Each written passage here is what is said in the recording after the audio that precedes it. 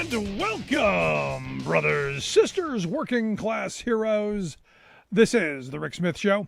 Thanks so much for being here today on the big program. Lots to get to, lots to talk about. Before we get into all the stuff that I want to talk about, good news today out of the White House. And thank goodness for Joe Biden and Marty Walsh at the Department of Labor. Today they announced, finally, the development of a federal rule requiring employers to keep their workers safe from heat exposure. Extreme heat is a killer. We know it's something I've been calling for years. Some kind of a rule to say, hey, when temperatures are jumping up here, maybe you need to have a little extra break. Maybe you need a little extra hydration. Maybe you need to do something to, well, mitigate some of that. Fans, I don't know. But good. Now, the Labor Department's Occupational Safety and Health Administration, they're going to apply this new rule that they're coming up with to both indoor and outdoor workspaces. Always, the devil in the details kind of stuff. Going to take a bit of time. The White House said that it's taking the initial steps right now to make the process down the road. Could do sometime in October, perhaps, hoping for that. The president said in a statement he was doing it because of the record temperatures that we saw over the summer in places like the Pacific Northwest, where we literally had hundreds of people die from heat exposure. And it's one of these things that doesn't really get reported. And finally, somebody who seems to give a you-know-what. Now, he said, quote, rising temperatures pose an imminent threat to millions of American workers exposed to the elements, to kids in schools without air conditioning, to seniors in nursing homes without cooling resources, and particularly the disadvantaged communities. Because we haven't done anything on the climate change front. Haven't. And we're probably not going to, because evidently Joe Manchin's going to be writing the climate rules going forward. So capitalism is going to figure this out. And working people are going to eventually at some point start having to sue for being injured in the workplace. Workers' compensation claims are going to go up, all this stuff. If we're unable and unwilling to govern ourselves and protect our workforce, well, capitalism will have to do that. Another good thing this weekend, the workers at Nabisco in plants all across this country, from Oregon to Chicago to Virginia, all of the workers there ratified their contract with Mondelez, which means Oreos made in the U.S. are now okay. Go get them to crush up in your cakes and dip in your milk. What is being described as a major victory for the workers. The company had wanted like a two-tier healthcare system. That didn't happen. They wanted to destroy the premium pay overtime on weekends thing. That didn't happen. The concession, from what I understand, they did have to give a Friday, Saturday, Sunday start time, 12-hour days for workers to be able to work those, which will cut down on overtime. But overall, incredible victory. A $5,000 ratification bonus, which I'm generally not thrilled with, but they got that. Increased the company's match to their 401k plan, and they're going to get raises in each contract year, which, yep, it's what they wanted. So this is one of those things where the company said, hey, we're going to get our workers back together. We're going to provide the snacks. They now have a contract. So Danny DeVito's call of no contract, no snacks. We now have contracts, so we can all have snacks. And on that front, AOC said over the weekend as well that, children should have the right, toddlers should have the right to snacks and naps. I'm with her on that as well. So good stuff. Good way to start today off. Pretty happy. Now, the other side, Insurrection 2.0. Remember, we were told there's going to be this giant, what were they calling this? Justice for J6 or whatever craziness that is. I was told to expect at least, at minimum, 10,000 MAGA hat wearing maniacs storming our nation's capital. About 200 people showed up. We're talking, the Insurrection sequel, major flop. Like most sequels, major flop. Overall, I was told about 500 people showed up. You had about 50-50. You had the MAGA folk, and then you had the anti-MAGA folk. And it was interesting watching some of the videos of people screaming at each other. The part that I liked mostly is there seemed to be like 6 cops for every one person there. And I spent some time watching grown men yell and scream at each other in these ridiculous videos. Grown men acting like children because they think somehow if they spew their rhetoric louder, if they use more expletive-laden sentences, that somehow that's going to, or if they wave their flag in your face enough, somehow that's going to convince you. And they're going to win the argument, which is ridiculous. That's not, it's fun to watch for a couple of minutes. But when you really sit down and you think about it, what are you accomplishing? Nothing. I'm not sure what the prize out of this thing was, because they didn't get to storm the Capitol again. They didn't get to, erect a gallows. They didn't get to want to hang the vice president, although I know all 250 of those probably would want to. But I'm watching this stuff going, play stupid games, win stupid prizes, because like I said, they were outnumbered by law enforcement like 6-1. And as I thought about it, if I'm one of the law enforcement people, do I put up with the kind of stuff that they put up with back on January 6th? Oh, no. And in fact, being only human, you had to think that law enforcement was just begging for them to get out of hand so that they could use the iron fist and, do what Trump would want them to, go all Trumpian on them. But that didn't happen. It went off. It was nothing, really. And what was interesting to me, and I hope everyone else paid attention too, was the fact that while we were told there are going to be all these people showing up to the justice for the treason crowd from back in January. Stop and think about that for a second. You actually got 250 people to show up to say that the criminals who broke into our Capitol need some justice. And I agree, justice needs to be served, but not getting them out of jail. In my view, you try them, you convict them, and you put them in jail for a long period of time as an example of why you don't do that. But we have a history in this country of the traitors and the treasonous folks of letting them off easy. Think Civil War. Just kind of throwing that out there. But it is amazing to me how well coordinated the right-wing message machine is. Because over here where they wanted us to look originally was to this insurrection 2.0, it flopped. But they had plan B all ready for us. They really had it queued up. And look, this is what they do. They're great at it. The right-wing spin machine, fabulous. The right-wing politicians understand messaging. They understand timing better than anything. And look, you put some cops on horseback wearing cowboy hats. I think one of them had a bullwhip. Going chasing down Haitian people through the water and rounding them up like cattle. Man, what could get the right wing more tizzy and in a tizzy and all lathered up in the panties than that? Than literally whipping people in the water so that you could round them up. Yeah. And that's what made the right wing all happy on Saturday. The insurrection flop was forgiven because the FBI was a honeypot. They wanted to get people there so they could arrest them. If you're a criminal, you deserve to be arrested. Yeah, I agree. But they made a nice transition, didn't they? So that they could go away from how bad they flopped over here and really push over there. Now, the White House, said that, look, the images of what the Border Patrol with what appeared to be a whip were obviously horrific, according to them.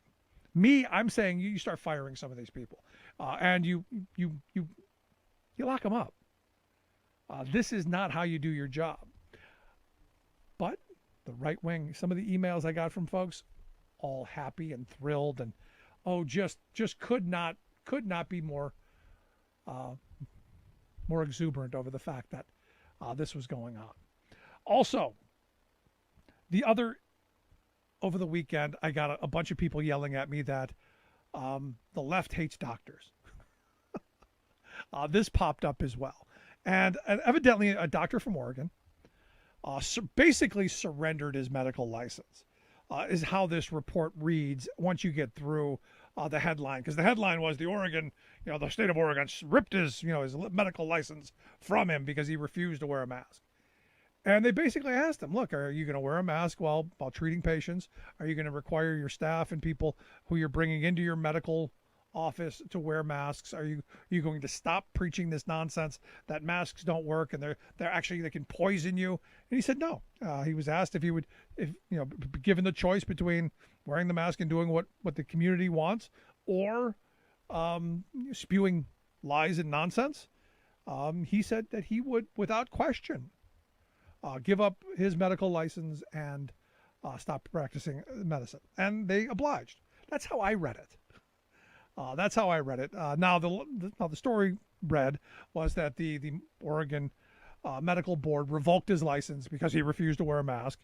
And that got the crazy people, losing their minds.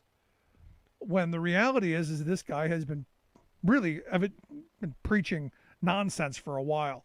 This idea that, if you wear a mask, it could cause your lungs to collapse. It could give you pneumonia. It could cause strokes. It could lead to carbon dioxide poisoning, which evidently has been debunked, time and time again. But again, you get one guy in the medical profession to come out and say, yeah, everything they're telling you over there is false. Come to me, buy my snake oil, do whatever. So they revoked his license. Now, Ohio, conversely, went the other direction. You remember Dr. Tenpenny, the woman, the magnet woman, the woman who said, if you got the vaccine, you're now a magnet? Yeah, I tried. I really did. I was hoping, because it would come in handy. If I was magnetized, it might come in handy. You never know.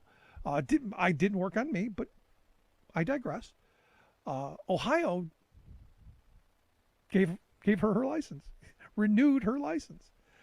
This is the woman who basically is making a killing off of telling people if you get the vaccine, you'll grow a third nipple or something. Crazy. And the thing is you get these crackpots on things like TikTok, and I spent a little time watching TikTok over the weekend.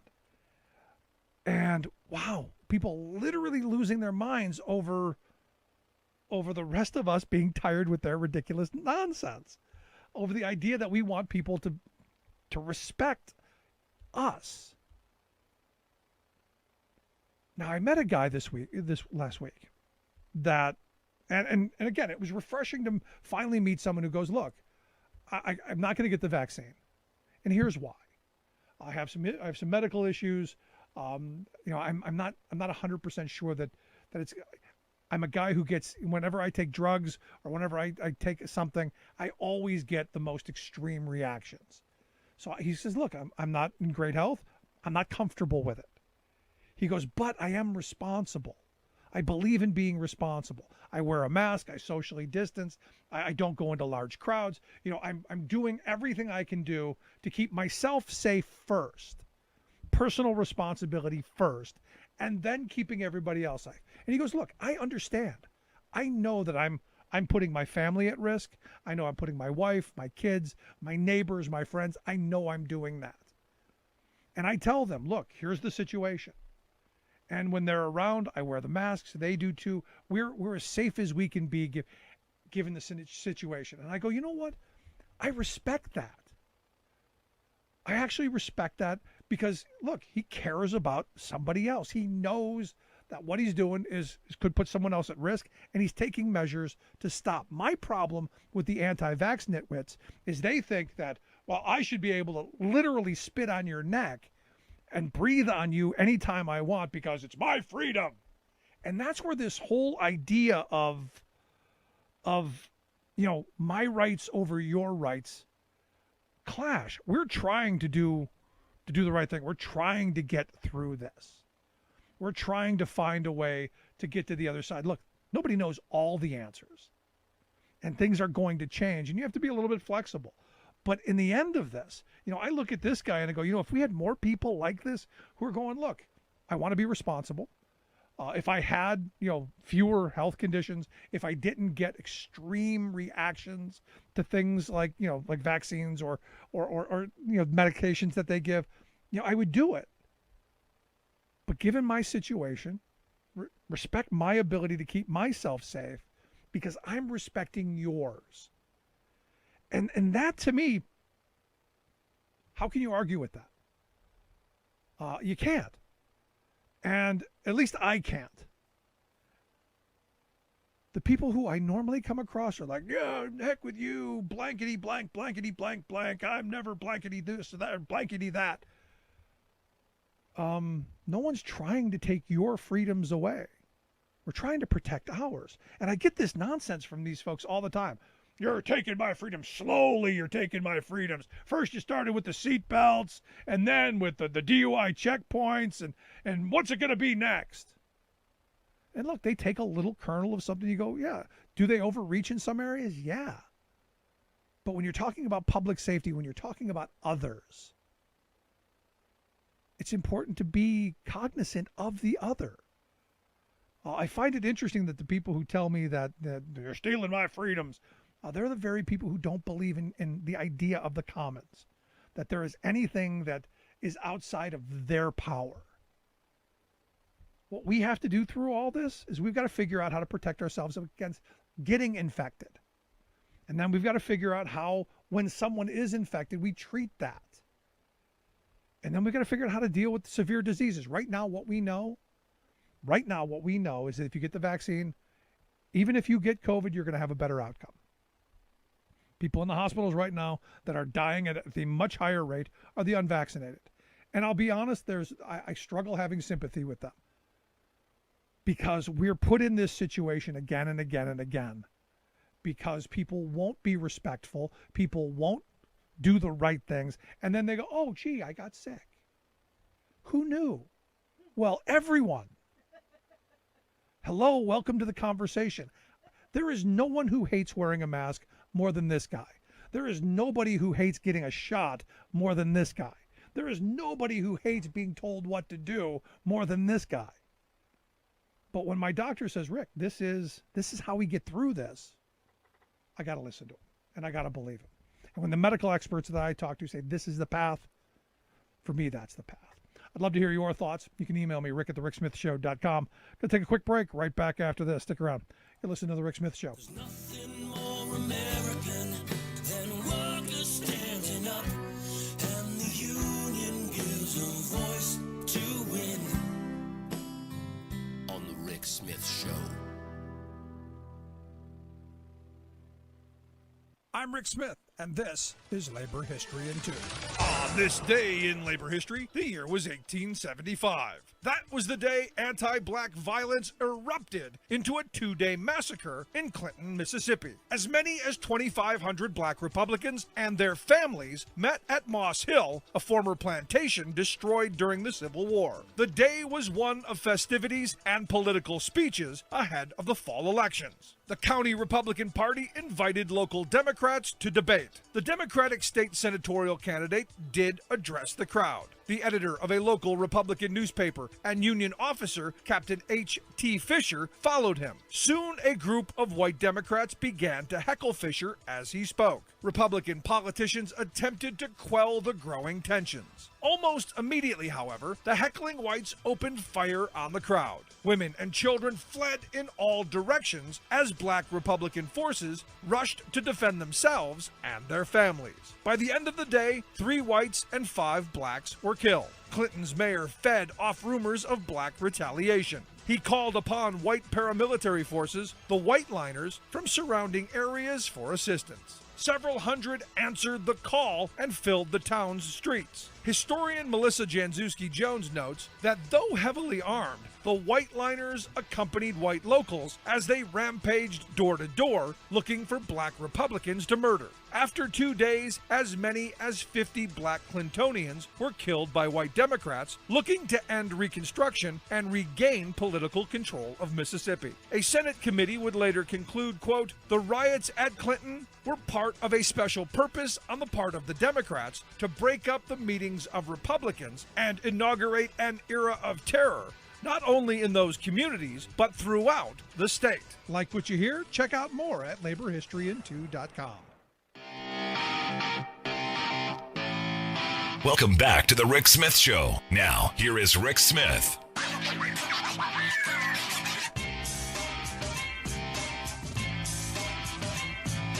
So I got to tell you, it's hard to believe it's been 10 years since the Occupy movement. I mean, it's been 10 years since all of the things that we went through, 10 years since we started talking about the 99% against the 1%. As I was saying back at the time, about time we begin the class war, about time we wake up to the reality that as working people, we've been getting the short end of the stick for a very long time. About time we wake up to all of the divisions that the wealth class has used to pit us against each other so they can rob us blind and do what they've done effectively. They've created the largest billionaire class in the history of civilization, and they've done it off of our backs. Nothing new. You go back to Jay Gould in the 1880s, who said I could easily pay off the working class to murder the other half. We're reliving bad history. And here to share some thoughts of the 10th anniversary of the Occupy movement. Maybe share some thoughts on, what's come out of that, the good, the bad, the not so good. I've asked Sarah Seltzer to come talk with me. Sarah is the executive editor of Lilith magazine. She's got a new piece out, Sexism and Racism on the Left. What has and hasn't changed since Occupy Wall Street. She's got this piece over at The Nation. Sarah, thanks for taking some time for us. Thank you so much for having me.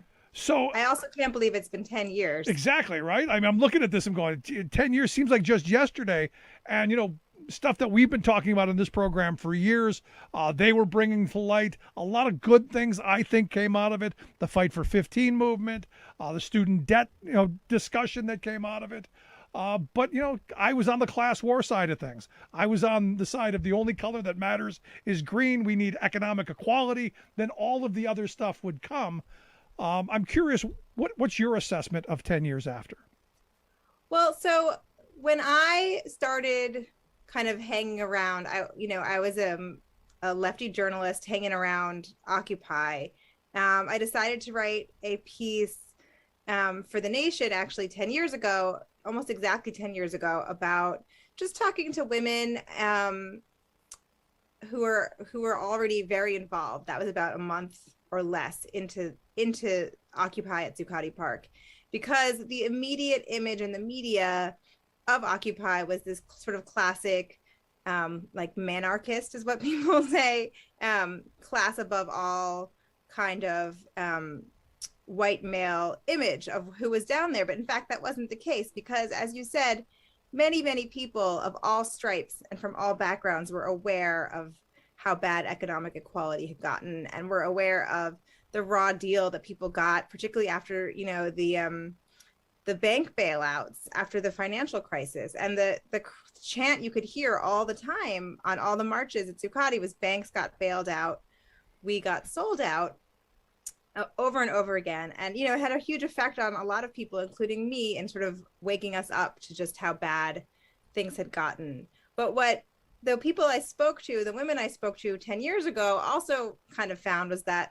they were facing a lot of ignorance about how that oppression, how that class oppression interacted or intersected, as we say now all the time, with racism, with sexism, with homophobia. And they had to do a lot of teaching, a lot of education. Like, we can't just say things like, we're all one race, we're the human race, and, race doesn't matter.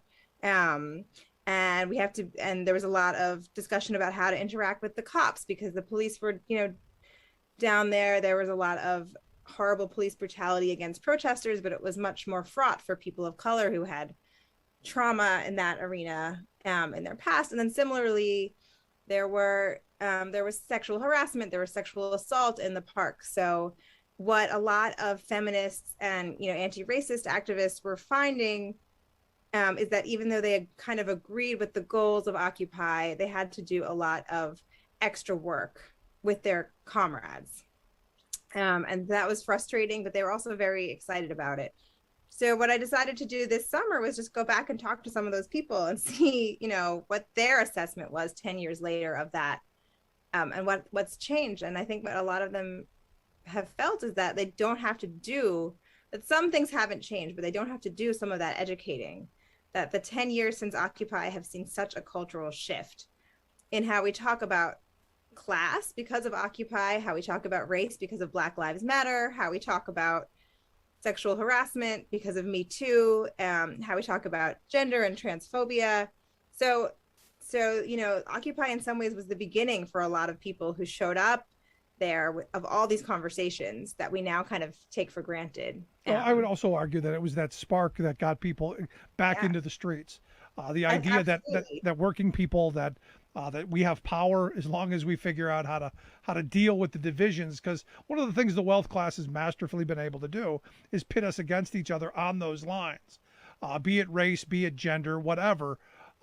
They've always been able to divide us. And it's one of those things that I've been talking about for years, that the only way we move forward as a working class is if we can heal some of those. You may not always agree, but find common ground where you can agree and move forward in those directions. And I think Occupy did. I think it did what it was supposed to. I think so too. It was the seed. Yeah, I think so too. And so did a lot of the people I spoke to. I mean, because they were so involved in the movement, a lot of the people I interviewed for the piece, had a lot of critiques and nitpicks about what went wrong and what could have been done better. But at the end of the day, I think most of them felt that we're having these conversations and we have these figures like Bernie and AOC. And it's not that these figures emerged because of Wall Street, but they're able to say more radical things and propose more radical solutions, in part because of the climate that Occupy created that allowed us to talk about class oppression and economic inequality in such stark terms. And AOC is like the sort of classic post-Occupy figure, because she is so seamless in the way she goes back and forth from her socialism with her discussion of her identity as a woman and as a woman of color. And she's just so fluent and comfortable in all those different languages in a way that people were still trying to hash out during Occupy. So she's like the perfect post-Occupy generation figure in some ways, that people at Occupy were striving to educate each other to be able to talk in all those different languages. But one thing that was different about Occupy also is there was this constant public presence, right? It wasn't just marches. It was people were living together and eating together and arguing with each other and talking with each other for months straight and suffering together. And I think that a lot of people who were there, even for a few days, who were at the different encampments around the country, went home or went back to their communities and started doing really serious activism or got into politics. I talked to one person who ran for city council and won. She's one of our newest city council women. So it's very, it sparked a million seeds. It planted a million seeds. Yeah, and I would argue also it gave people, for the first time probably in a lot of people's lives, the opportunity to talk to people that they didn't associate with generally, that weren't living in their neighborhoods. It was a community kind of thing. Now, it had its problems, and I agree there were some problems, but not the way the media blew it out of proportion, that they were just, the message I got, just a bunch of dirty hippies with no ideas. And the reality is they had a lot of very solid policy ideas. The problem is the people who were there just to hear themselves speak, they got a lot of the most attention, to where the real issues somehow got lost in some tragic things that also happened. Absolutely. I mean, there were sort of all those difficult currents that happened towards the end, but you can't forget how amazing and what some of the people I spoke to were saying is how electrifying it was at the beginning, even with the frustrations, even with having to argue with people. There was so much idealism and so much optimism and so many sparks flying. And there was this public square aspect where you're right, people were speaking to people they had nothing in common with in theory, except for politics. And from all walks of life and joining together and learning how to do that kind of activism. I think that there were a lot of people down at Occupy who had worked on the Obama campaign and were disillusioned by what electoral politics could actually achieve, or who had, been involved in more traditional politics and felt frustrated. And that has certainly continued on the left, and, with people forming these movements, whether it's BLM or Me Too or the pipeline defense. I mean, there have been these flashpoints in the last decade where the entire left kind of rallied to a cause. No, and to my view, it's because the Democrats, walked away from the working class, decades ago, and we've got too many centrist DLC type Democrats who have not done the things that, Obama to me was a great disappointment. I have a lot of my friends who go, no, he's the greatest president ever. To me, it was a great disappointment. There was so much hope that hope and change was coming, and it didn't just happen. There were a lot of half measures and a lot of things that didn't get done. And like you said, we bailed the banks out, we bailed out the wealthy, but we were still kicking people out of their homes. And out of Occupy came a lot of things. Out of that entire movement came a lot of things. The Home Defenders League, where people were basically just crowding someone's home so the sheriff can't throw all their stuff out in the streets. For me, that's the kind of activism that put us in the position we're in now. Yeah, I think that's exactly right. And I think, we can't downplay the importance of the moment where the Obama administration chose to bail out the banks, even while the eviction crisis was happening, and that a lot of people had put their faith in that election. And when it didn't work out, when policy-wise exactly as they hoped, that was the spark for Occupy, and also for the first wave of Black Lives Matter protests. Those movements were born in the Obama administration, which is always, very interesting to me to remember, because we lived. Trump has caused kind of some amnesia because it was so traumatic. No, but the thing is there's a difference here for me. I'm angrier at Obama than I was at Trump. I expected what we got out of Trump. I wanted better from Democrats. I wanted better from Obama, because he said, look, you can trust me. We're not going to get these bad trade deals, and we got more bad trade deals.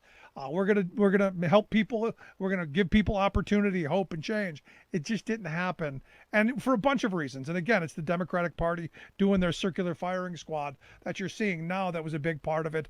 Obviously, we can rehash Joe Lieberman and all the nonsense that went on around that in the healthcare bill, but it's just Democrats aren't delivering the same way that Republicans do, and that's why I think we need these movements to push people in the direction. It has changed the discourse so much. I mean, the way Biden talks, obviously there's many imperfections and disappointments there too, but that is a climate that's created in part because of Warren and Sanders running for president and having enormous popularity, and that is in part because of the climate that Occupy and these other movements have created. So you can't understate how important. Right. It is. No, I understand. Occupy was Athenian democracy, an attempt at Athenian democracy in public square. And democracy is ugly. Democracy is loud. It's noisy, and it's to be honest, it doesn't get much done in the moment. But what we've seen, I think, over the last decade is some of the issues that came out of there. We've been making some progress on it. And I think that's the important part, at least for me as someone who showed up to a bunch of those meetings. That's the important part, that something did long-term come out of it. As someone who's a labor historian, I read labor history. You go back to the 20s and the 30s of the organizing that happened there. They actually set the groundwork for the passage of the Wagner Act and the explosion of organizing in the 40s. So it takes time for these movements to actually mature and to grow and have leaders and get where we are today, I think.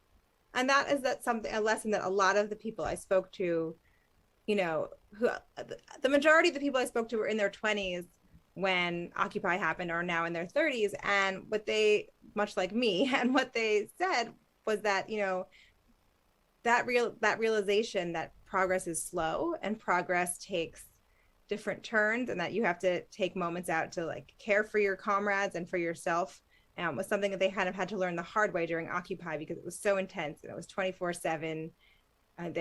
We were up at 3 a.m. trying to defend the park when the cops came to evict people, and sort of in the time since then, there's been more of a realization that you can keep pushing slowly and steadily, and there will be these flashpoints like Occupy, but in between you can still make progress in a sort of slow and steady way. Yeah. So the question then becomes, we look at this 10th anniversary, what does 10 more years get us? Where do you see us going from this point? Because as you've said, in the last 10 years, there has been a major cultural shift, and the roots are right back to the Occupy movement. Where do you see this going in 10 more years? Do you see a potential backlash? Do you see more growth? How do you see the future playing out? I don't. I think what I've been thinking about a lot since Occupy is that you can never predict what the flashpoint is going to be that brings people out into the streets, right? I mean, no one could have predicted that George Floyd. You could have predicted that something was going to happen around Black Lives Matter, but that would happen during COVID that summer, that particular moment. You couldn't predict it. I wouldn't have necessarily predicted that Occupy would happen when it did. Something tends to happen to sort of excite the popular imagination and outrage, and or even the Harvey Weinstein story, like what happened after that. I wouldn't, so I think that it's a mystery what the next flashpoint is going to be. And the hope is that the activists who have been in all these different movements in the last decade, and the younger people coming through who have benefited from their struggles, what will they do with that moment, and how will they take advantage of it to push radical change? It's really exciting to think about, because there's so much wisdom. I mean, I tend to interview activists. That's like what I love to do as a journalist. And, there's been a lot of wisdom gained over this 10 years of different movements. Because a lot of people that I spoke to have been involved in various, some of them were doing pipeline defense, we're at Occupy, we're involved in Black Lives Matter. So the question, or then got involved in like the Bernie campaign or whatever. So what are they going to do with their experience and their knowledge when the next moment comes? It's a really interesting and kind of exciting question. Yeah, I think we're in one of those moments right now, especially in the work world, as you're seeing, especially people in the low wage work jobs saying, you know what, we're not having this. And I think we're living through a moment of major transition. I absolutely agree. And I would even draw a connection between the low wage workers refusing to work in these horrendous conditions, like in the food industry, and things like tennis players, famous tennis players and gymnasts saying, I'm not going to be your performing, I'm not going to be just performing for an audience if my mental health isn't good. I think there's a moment of mass refusal that's sort of quietly happening in all walks of life, where people say, I want my life to be more than I want to be better. I'm right there with you. Beyond, yeah, more than just working, and I want it to be better. I want to have a decent life, right? So, that's really interesting to me to see kind of where that goes. Yeah, me too. The piece, Sexism and Racism on the Left, What Has and Hasn't Changed Since Occupy Wall Street, written by Sarah Seltzer. We'll make sure we get links out on social media how you can take a look at that. Sarah, I appreciate you taking some time for us. Thank you so much for having me. Good stuff. I appreciate it. Take care. I'd love to hear your thoughts as well. You can email me, rick@thericksmithshow.com. Quick break, right back. Stick around. You're listening to The Rick Smith Show for working people. Come to talk. Remembering that united we bargain, divided we beg. Rick Smith.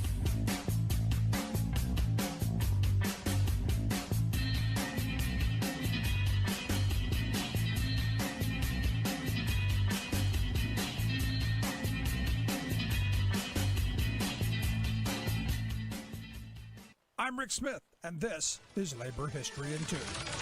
On this day in labor history, the year was 1830. That was the day that the Reverend Richard Allen brought black leaders together at his Mother Bethel AME Church in Philadelphia, Pennsylvania. They met to discuss the rising white violence and discrimination toward black free residents in northern cities. 40 people answered Allen's call, representing 7 states. The delegates included many of the leading black ministers and abolitionists of the day. Those who attended risked personal harm as white mobs threatened the delegates. Due to the danger, the group met in secret starting on September 15th. Then, on this day, they began open sessions. For 5 days, the delegates considered multiple responses to the conditions black Northerners faced. They founded the American Society for Free Persons of Color for improving their conditions in the United States, for purchasing lands, and for establishment of a settlement in the province of Canada. The organization emphasized pushing for legal protections for black residents in the United States. They focused on education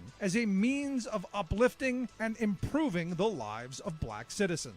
But delegates also supported the idea of an outlet to Canada for those black families who wanted to leave for their safety. The National Convention reconvened several times over the next 3 decades. Multiple meetings were held at the state and local levels. These meetings gave black leaders a chance to devise coordinated strategies to stand up against the increasing violence and restrictive laws of the North, and to call for an end of slavery in the South. One outcome of these meetings was the founding of labor schools to train black students in the skilled trades as a means to gain economic independence. Like what you hear? Check out more at laborhistoryin2.com.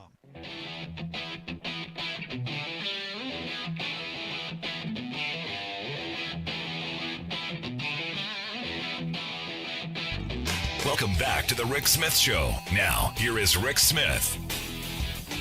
So as we've been talking about the last several weeks, we know that our 1% don't pay their fair share. We've known that for a while. But some of the numbers that we're seeing coming out, like our good friends over at Americans for Tax Fairness have been doing some fantastic work at pointing out just how much our wealth class is pocketing and not putting into our coffers. In fact, the estimate of over $600 billion a year in unpaid taxes kind of makes your head spin when you're talking about over 10 years. They're saying almost $7 trillion goes uncollected. And yet the $3.5 trillion we're talking about investing in our human infrastructure is a bridge too far. Just can't do it. Way too big, according to Joe Manchin and Kelly Simona. I'm saying, you know what? It should be double that. We make people pay what they're supposed to pay, and we invest and make this the best country possible. And here to share some thoughts on how we can do that, how we can get the investment that we need and the revenue to do it, I've asked Seth Hanlon to come talk with us. Seth is a senior fellow for economics at the Center for American Progress, americanprogress.org, their website. Seth, thanks for taking time for us. Oh, thanks for having me. So we can't afford it, Seth. Yeah. Too much money. We're broke. The debt, the deficit, all that. We're broke. It's just not there, man. Love to do it. Love to invest. Can't do it. I mean, like you said, I mean, if only we collected just the taxes that people owe already, right? And we didn't even have to raise taxes. But if we just collect the taxes we owe already, that would collect about $7 trillion over the next decade. So that's going to pay for the entire Build Back Better agenda twice over. Now it's difficult to do that, right? It's not easy to make crack down on every example of tax evasion, people getting away with cheating.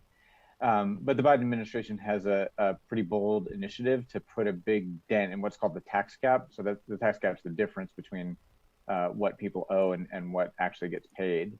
And it's a really common sense proposal, and they estimate it's going to raise about $700 billion over the next 10 years, which is fairly modest in ambition. I mean, that's about 1/10 of the tax cap, but it pays for a big chunk of the Build Back Better agenda. Yeah, but here I'm looking at what ProPublica pointed out. We'll just look at Jeff Bezos, the richest man in the world, basically. They say his wealth grew by $99 billion from 2014 to 2018, and he paid $978 million, or a true tax rate of 1%. Look, I don't know anybody who pays that kind of a low tax rate. They also say in 2007 and 11, he paid zero. This is the richest man in the world, not paying anything. And we can't afford to build roads. We can't afford to feed hungry children. We can't afford to address the homelessness issue with veterans. We can't afford to pave the damn road out in front of my house. But we can afford to let this guy get off without paying anything. I know, and the crazy thing with someone with Bezos and that situation that ProPublica exposed, I mean, that stuff is legal. I mean, the scandal is what's legal there. And that has to do with the failures of our capital gains system. And so we really need to reform those if we're going to get at the problem of billionaires like Jeff Bezos not paying any taxes. Yeah, I mean, again, and I'm not saying anything against Bezos. Like you said, he's following the rules that he and his ilk funded to rig for he and his ilk. And I get this, and this is where the rest of us have got to stop having this Pavlovian kind of response to every time we hear anyone talking about we need to raise taxes, that we start foaming at the mouth. We say, who are we going to raise taxes on? Well, we're going to raise taxes on the people who have all the money and have not been paying taxes for the last 40 years. Maybe that's a good place to start. I think so. I mean, yeah, if you look at the wealth growth of the top 1%, I mean, one statistic that I came across is really puts things in perspective. Over the last 10 years, the top 1%, the wealth of the top 1% has grown by $23 trillion, $23 trillion, just accruing to the top 1% since 2011. And of course, President Biden wants to spend or invest 3.5 trillion over the next 10 years. I mean, so just to put these numbers, 3.5 trillion sounds like a big number, but the 23 trillion really puts it in perspective. Yeah. Now, how do we get to this point? You guys have a piece out now on bank tax reporting being critical to Biden's Build Back Better plan. What exactly is bank tax reporting? Who does it affect? What is it? And how is it going to help? Got it. Okay. So this is part of the pay-fors of the Build Back Better bill, right? So there's 3.5 trillion of investments. And like I said, about 700 billion of it is from a initiative by the Biden administration and the Treasury Department and IRS to make sure that people who owe taxes are paying the taxes they owe. So we're losing about 163 billion per year just from the top 1% in unpaid taxes. So there's two components of this tax enforcement agenda that President Biden's proposed. Number one is to rebuild the IRS, which has been just decimated by budget cuts over the last 10 years to the point where they have no ability to go after high income Americans and the largest corporations. They're just completely outgunned. And then the second component of it, equally important, is this bank tax reporting proposal. And so what that does is it gives the IRS a sort of better window into flows of money in bank accounts. And so, so right now, if you're a regular person, regular worker, earning wages, the IRS knows exactly how much you make because they get a W-2 form from your employer every year. So there's no way for you to cheat. I mean, even if you wanted to cheat, you can't do it. The IRS already knows how much you're earning. But owners of businesses, particularly pass-through businesses like partnerships and S corporations, that's where a really outsized share of the tax gap comes from, and where a lot of the cheating is. And the reason for that is there's nobody, unlike the W-2 with your employer reporting your income, there's no third-party information reporting. So nobody is sort of verifying, and the IRS has no visibility into people's or partnerships' income streams. So what the bank tax reporting proposal does is pretty simple. It basically just says for bank accounts, right now you would get if you have a $10 of interest, you would get a 1099 INT from your bank, right? And the IRS gets that same form. So right now this says that for bank accounts above a certain size, just the gross inflows, so the total amount of money that has flowed in for the past year, and the total amount of money that has flowed out gets reported on a form similar to the 1099 INT. So it's basically the sort of most basic top line information about money flowing through bank accounts. Got it. So what my conservative friends heard from what you just said is you're supporting bringing the IRS back to terrorize us and shake us down, and you want the IRS and the government to snoop in our bank accounts. That's what my conservative friends heard. Yeah. So, I mean, there's a lot of mischaracterizations of this proposal out there, and I think a lot of it comes from the lobbyists for banks, frankly, they're stirring up some of these fears. So I think we need to be clear on what this proposal is and is not. The IRS is not going to be able to see individual transactions in accounts. I mean, they're not going to be able to see what you're spending money on, who you're getting money from. That's not even it. It's just the total amount of flows in and out of bank accounts. And the reason that's important is that it's going to give the IRS the ability to choose where to look more carefully. And so from the standpoint of an honest, ordinary taxpayer, they're going to be much less likely to be audited under this proposal, because the IRS is going to be able to find, these business entities or partnerships or layers of partnerships that have all kinds of money flowing through that doesn't come close to matching what's reported on tax returns. So basically, it makes the IRS a lot sort of smarter and more efficient about how to choose who to audit, because they have an inkling, a clue as to where the real money is. Right. And so I mean, I think it's critical for that from the standpoint of average people. I mean, first of all, the IRS already knows your income before you even file your return.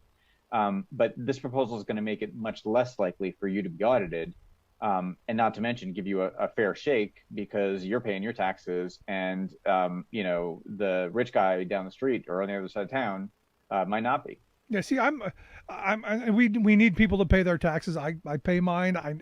Like you said, every dime is accounted for when you work for a living, and most working people are that way as well. But we've been trained for a very long time to, anytime you hear the IRS, to get all angry, because nobody likes to pay taxes. I know I don't, but I know it's the price of admission. That's how we pave our roads. That's how we do all the things that we need to get done, and that's what we need to invest in the future. My problem is still the scale of cheating that's going on at the top, and it's not even really cheating. It's the fact that they've rigged the rules of the game to where they don't even have to cheat. They just hire enough tax avoidance lawyers, and they can avoid paying anything, which is insane to me. When the richest guy in the country is paying the same tax rate as someone living below the poverty line, I got a problem with that. Yeah, I think that's right. I mean, it's both rig rules and rules that are being broken. I mean, I think it's both. I mean, I think the Bezos situation with paying an ultra low tax rate, I mean, that has to do with the fact that we don't tax capital gains until they're sold, and then so you can go your whole life, and then the so-called stepped up basis loophole lets billionaires go their entire lives and pass assets on heirs without ever paying capital gains taxes on those gains. So that's the situation where the scandal is what's legal, right? But then there's just a whole amount of just illegal criminal activity, with, like I said, 163 billion of it per year coming from the top 1%. Now, as you said, they're going to be looking at these bank accounts, and one of the things that I saw in the piece was landlords who I guess a good portion of the wealth and the taxes that aren't being paid are basically these landlords who aren't paying tax on their properties. How would you catch these folks in what you're proposing here? I mean, so if you write a check to your landlord and they're cashing that check and putting the money in their bank account and then not reporting, I mean, so let's say a landlord gets several $100,000 of rent checks a year, and then they report $50,000 of gross revenue for the year. I mean, the IRS that's gonna send up a flag with the IRS. Now, the thing is, there could be innocent explanations. These group bank flows are not going to directly equate to taxable income, but it's definitely going to. I mean, there are just so many situations you could think of where, let's say a partnership owns a bank account, and there's millions of dollars flowing through the partnership, but then the partnership files no tax returns, and the IRS doesn't even know who owns the partnership. So that's a red flag. The IRS will want to look closer. Why do we already have this? I mean, because I'll be honest with you, I'm a small business owner myself. I deposit a check in my account. There's no question that it's in the bookkeeping. So when my accountant goes to do my taxes at the end of the year, everything matches up, because the last thing I want is to be audited ever. And I'm of the mindset, I hope most businesses think the same way I do. You thought that it was going in, there was a record of it, there's a paper trail, you don't violate that. From what I'm getting from you is that's not quite right. I mean, I think the more you sort of read about the criminal cases that they bring and hear some of the stories. I mean, there's a lot of businesses that have a double set of books. I mean, to give one example, there's a case in New York about it. The Trump Organization, just completely kept two sets of books, one for tax purposes and one for reality purposes, right? And they just kept certain payments that were compensation for employees just totally off the books. So I think there's a lot of, the IRS has been so decimated. The audit rates for millionaires and for large partnerships have plummeted by so much that I think there really is a ton of just brazen tax evasion going on. Yeah, they don't fear a cop on the beat at all. So it's even worse than we probably even know. But you brought up the former guy, which has sent, again, my conservative listeners into a tizzy, because now can this be said that this is all about Trump and his tax returns? That this is what this is really about, Seth. It's not about actually investing money. It's about punishing the former guy. No, I mean, it's not even about punishing anybody. It's about collecting the taxes that are owed under current law. I mean, it's sort of just that simple. Yeah. Last line of questioning I got for you, because in this political moment that we're in, I'm sure you know it as well as anyone. It seems like nothing can get passed because nothing can seem to get agreed upon. I guess I should ask, what does Joe Manchin and Kristen Sinema think of this? Because they seem to be the most powerful people in the country right now. Where's their mindset on this? It's a good question. I mean, I think right now we have to get this through the bank reporting proposal through the House. So right now, the IRS, the funding for rebuilding and modernizing the IRS is in there in the House bill, but the bank reporting proposal is not in the bill yet. The chairman of the Ways and Means Committee, Richie Neal, said he's working with the administration on essentially a compromise to exempt smaller accounts. And they have to figure out exactly what the exemption level is and all that. But they're still working on it. So it's not in the House bill yet. So this is why we wrote the report last week, to really put pressure on Congress. And then, I haven't heard any concerns from Manchin and Sinema on this one. And I think that, they might be, I think they're focused mostly on the size of the investment. The spending size, right? Yeah, I think it's sort of misguided to focus on the top line price tag of the overall bill, and not the the importance of the individual contents, the specific investments. Yeah, especially if you're someone like Joe Manchin, who comes from one of the poorest states in the country, that this kind of investment could really boost. Oh, yeah, absolutely. I mean, in so many different ways, the child tax credit and just so many investments in infrastructure and the care economy, in childcare and education, and modernizing schools. I mean, just so many ways. And but I think this whole initiative of the Biden administration and focusing on the tax gap just sort of underscores there is so much money out there that is just simply taxes that are owed but not paid. Yep. And if we go after it, I mean, we get so many hundreds of billions of revenue. It just is a further illustration that there's sort of just no excuse for Congress to skimp on the long overdue investments. I agree. It seems to me like the low-hanging fruit, because we didn't even get to talk about raising the rates on the wealthy or on corporations. This is just getting them to pay what the rest of us pay. I hope folks will take a look at the piece. Bank tax reporting is a critical component of Biden's Build Back Better agenda. We'll get links out on social media how you can take a look at that. Seth, I appreciate you taking some time for us. Great talking with you. Sure. Yeah, always fun.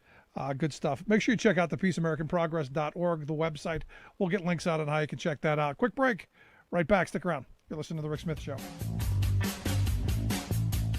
Remembering that united we bargain, divided we beg. Rick Smith.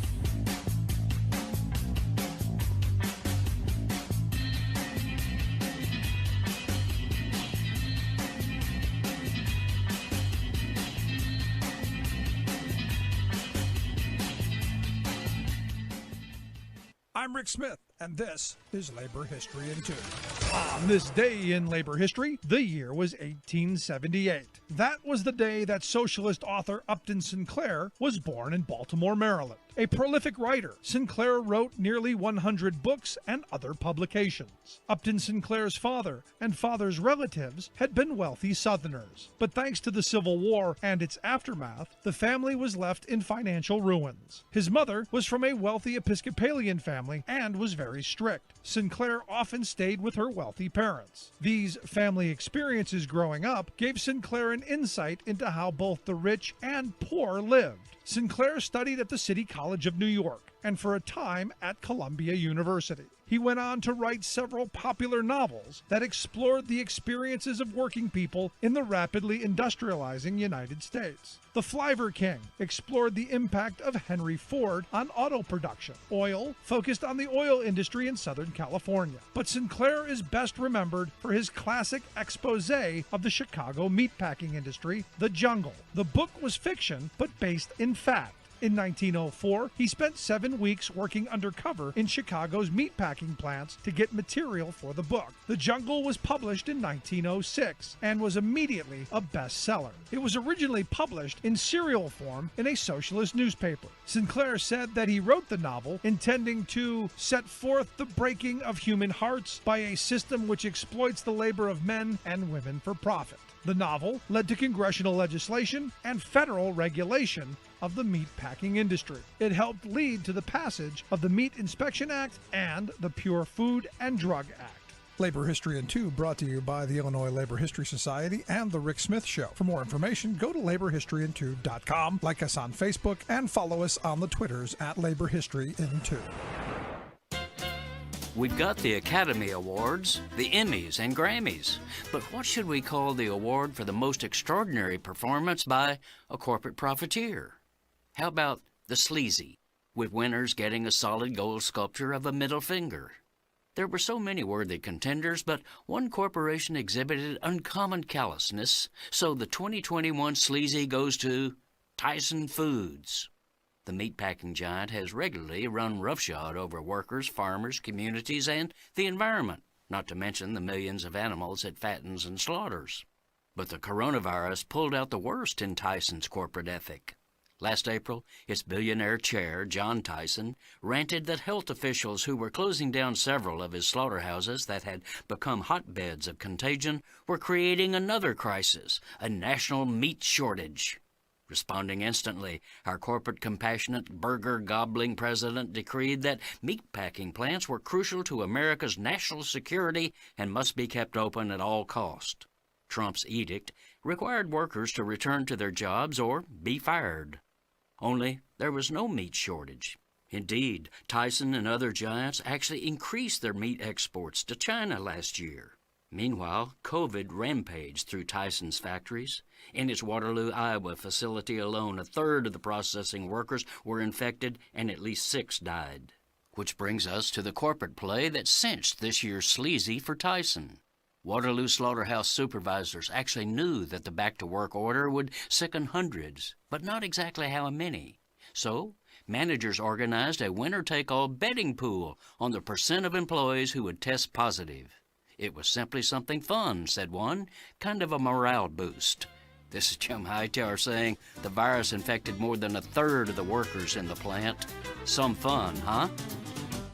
The Hightower Radio Lowdown is brought to you by the Lowdown Happy Hour, live streamed from the Chat and Chew Cafe. Details at hightowerlowdown.org.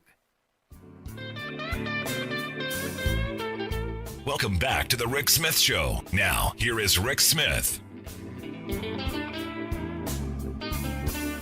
So I got to be honest, when you look at the fact that they're saying, the Republicans, all of them are saying $3.5 trillion is just way too much money to spend on people, on investing in the country.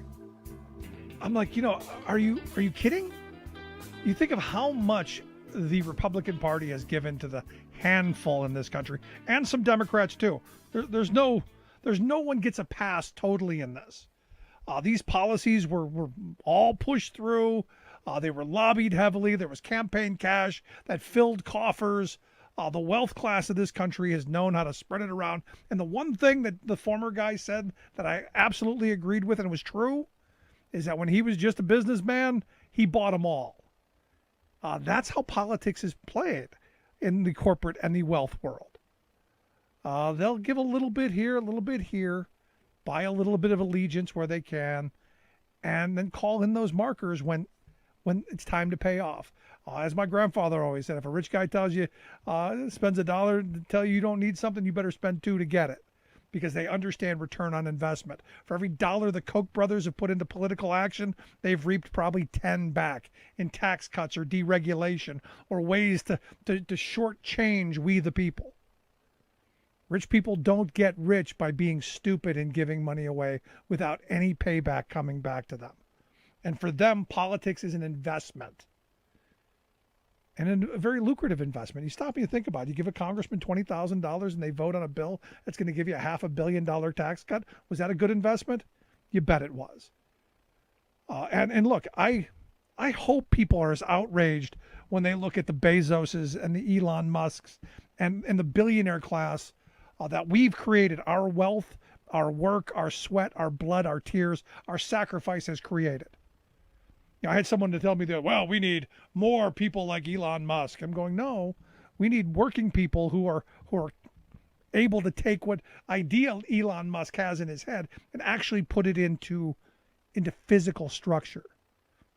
We need craftsmen who are well compensated, who are well respected. Yeah, we need ideas people. But I'm sorry, it doesn't mean we created Jeff Bezos, who's worth, just obscene amounts. And the fact that, as this ProPublica piece points out, his wealth grew from 2014 to 2018 by $99 billion and paid a true tax rate of 1%. That is staggering to me. And then 7 and 11 paid zero. Elon Musk, his wealth grew by $23.9 billion from 14 to 18. He paid half of what Bezos paid. His tax rate was 3.27%. Musk paid zero federal income tax in 2018. And yet these guys are playing with toys in space and giant bathtub boats and all of this stuff. You got Musk today, mocking the president because he's got the wealth to be able to do that. We've allowed a handful of people the kind of wealth that can crush our economy. Over this pandemic, our billionaire class got 62% richer. They lined their pockets with another $1.8 trillion. And I keep hearing, but Rick, we don't have the money to invest that $3.5 trillion over 10 years. We don't have the $350 billion a year to ensure that kids get education, that preschool, universal pre-K, community college. We don't have the money to help Granny get new chompers and hearing aids. Sorry, can't do that. We're broke. We can't invest in long-term health care. We can't invest in any of the things that are going to actually help working families. This is what they're telling you. Sorry, we'd like to help you. We'd like to help you with your meager problems. We'd like to help you. Yeah, Granny's on the way out. Better luck next time. We'd love to help, but we're broke. We don't have it because we've got to give it away. I find that disgraceful, literally disgraceful. And the thing is they've trained us for generations to anytime we hear they're going to raise taxes to just foam at the mouth. And you could blame someone like Grover Norquist for that, who in his organization, it's all about the anger at the IRS and getting people as angry as they can at taxes. And look, nobody likes to pay them. Again, I don't like paying them either. When my bill comes at the end of the year, my accountant goes, write that big check, I almost cry. But I also understand it's how we invest in our country. It's how there will be a future for our children. It's how I was able to get an education. It's how I'm able to have a business. But yet, we've got our billionaire class who thinks they should be entitled to everything because we've been told, this is what we've been told for 40 years. If we give everything to them, they'll be benevolent and they will share. Are they sharing? Oh, I know. Jeff Bezos is creating jobs at Amazon that are now paying $18 an hour, and good for him. That's only because he can't find people. But those jobs should be $30 an hour jobs. Because 30 years ago, that's close to what they were. Because they were good union jobs. They were family-sustaining jobs. And for me,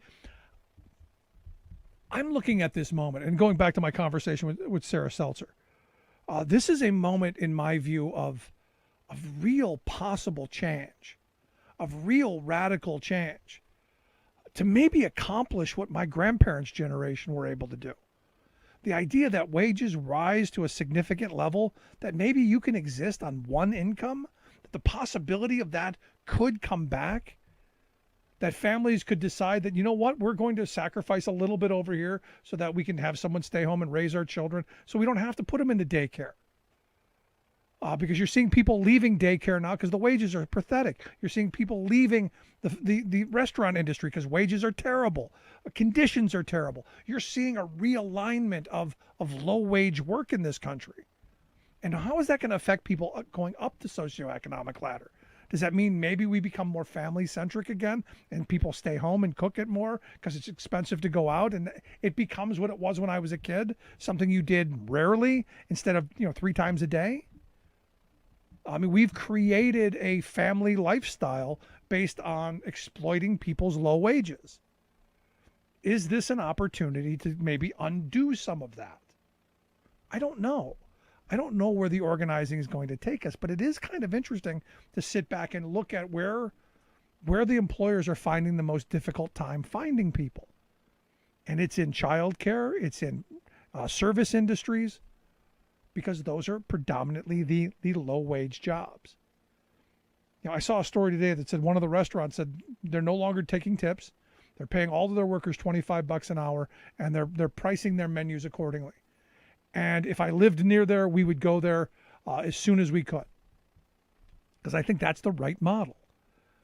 You should not have to live off of, hey, did I smile enough? Did the person think I was nice enough to them?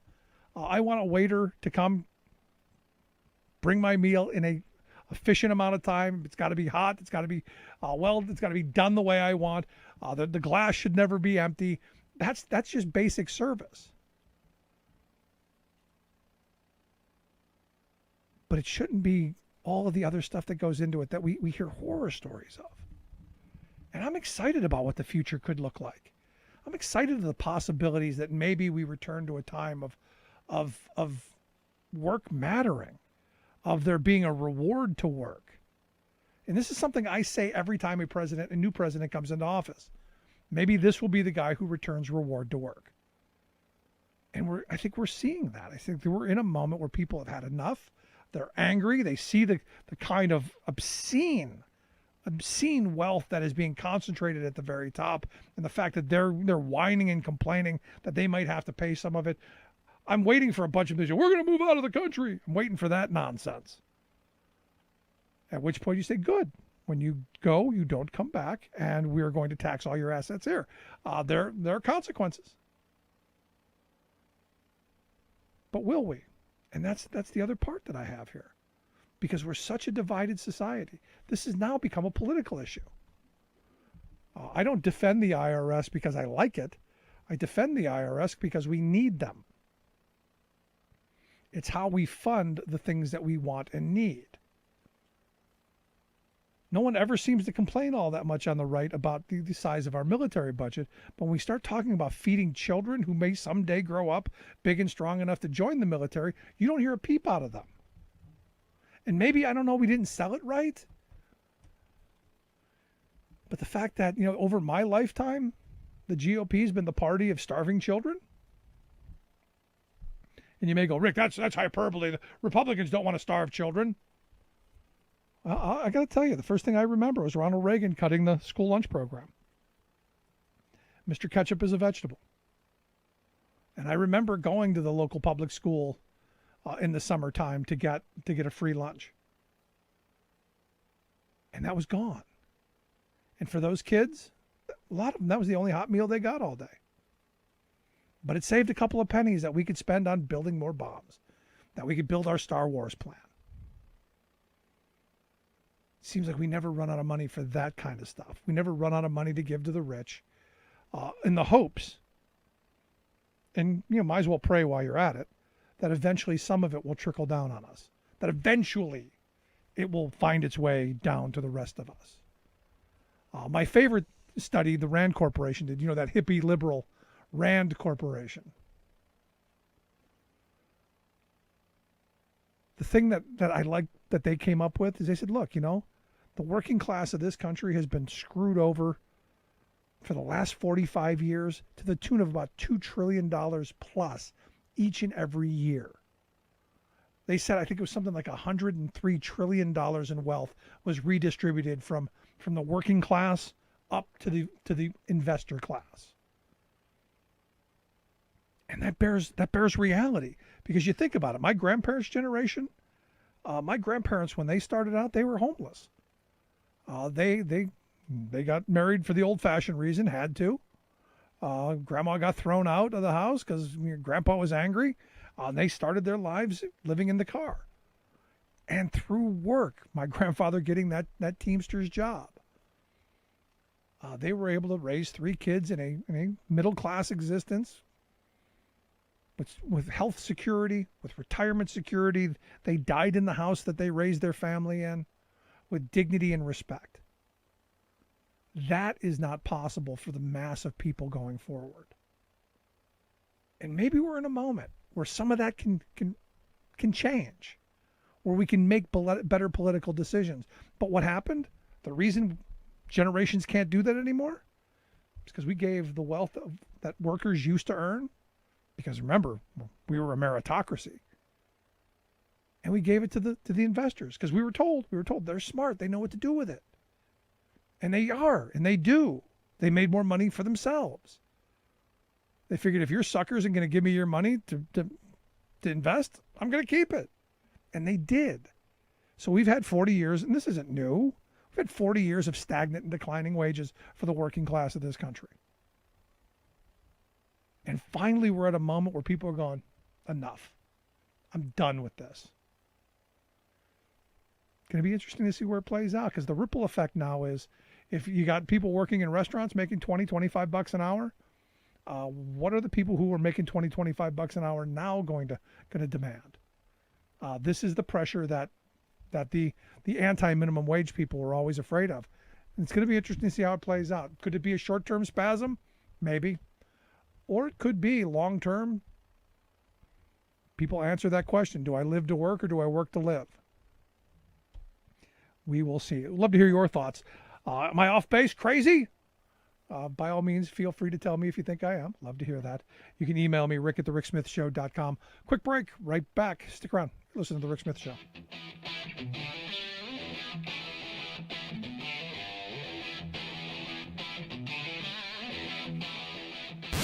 Saving work in America, one show at a time. The Rick Smith Show.